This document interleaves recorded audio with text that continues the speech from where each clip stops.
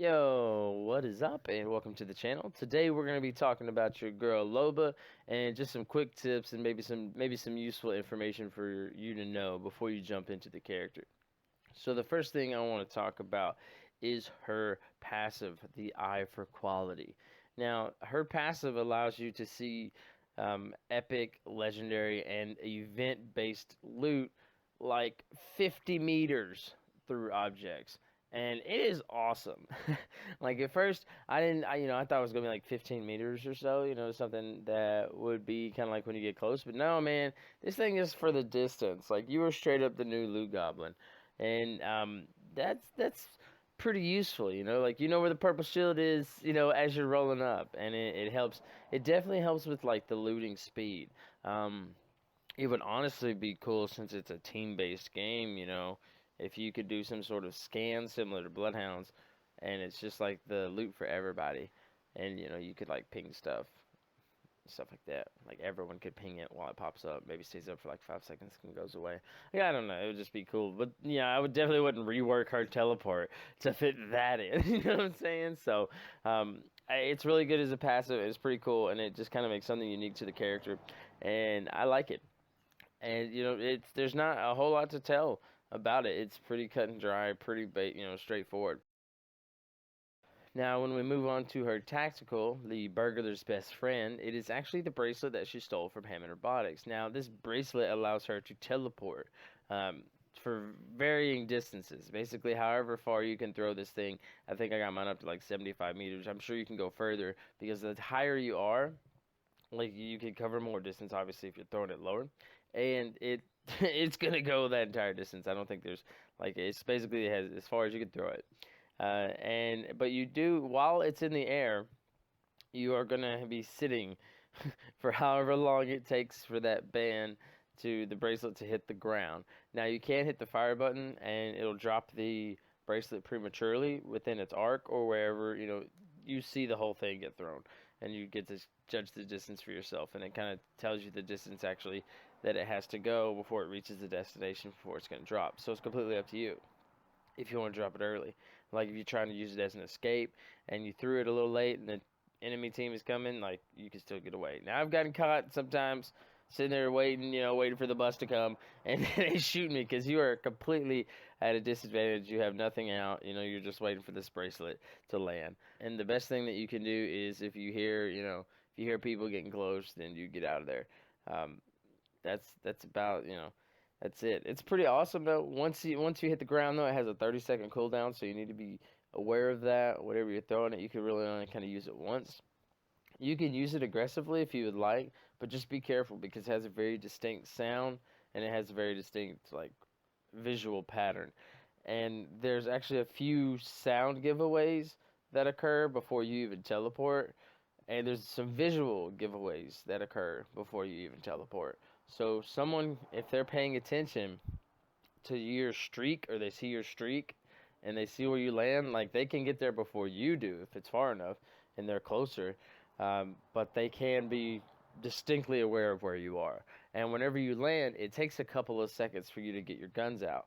So just don't try and recreate the play that you saw in the trailer because you do not get your guns out that quick, or the enemy is not that slow. Like they're gonna hear you and they're gonna turn around and then they're gonna shoot you. Now I mean you can rotate with it rather well, especially if you can get on top of wherever the person the enemy legend is. If you can just get the high ground immediately, that helps out a whole lot. And if you're streaking further away where someone can't see you, then it's not such a problem. But otherwise, just you got to be careful with it. So just be very careful. Now the black market boutique, man. So it's not an ultimate built for me because I'm an aggressive player. But boy, do I like having a Loba on my team.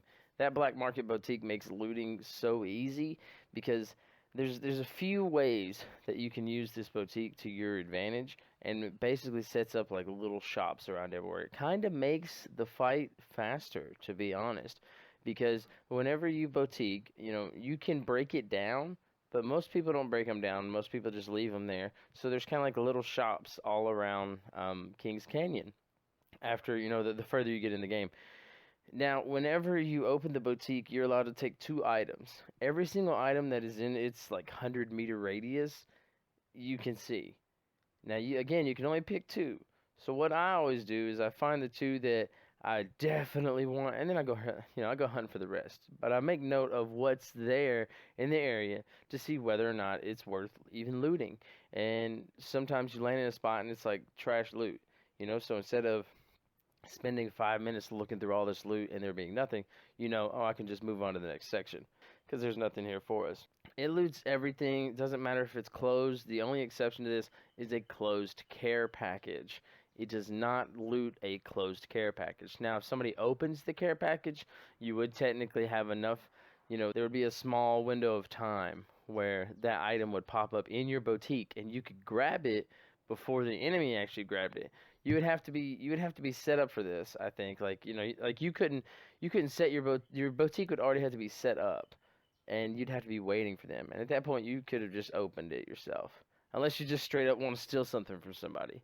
That that's about it. But then you would have to be faster than them, and hopefully your internet connection would be holding it down. Your connection to the server would be holding it down, because if not, then you're gonna miss it, and they're gonna have it.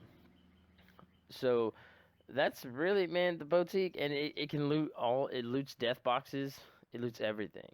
And you just have to, it's kind of cool and creepy because, like, if there's like one of the pill boxes, if it's closed and you open it by taking something out with the boutique, then, like, it opens the supply bin. So it's sort of like, oh God, like somebody's here. But no, it's just you and your boutique.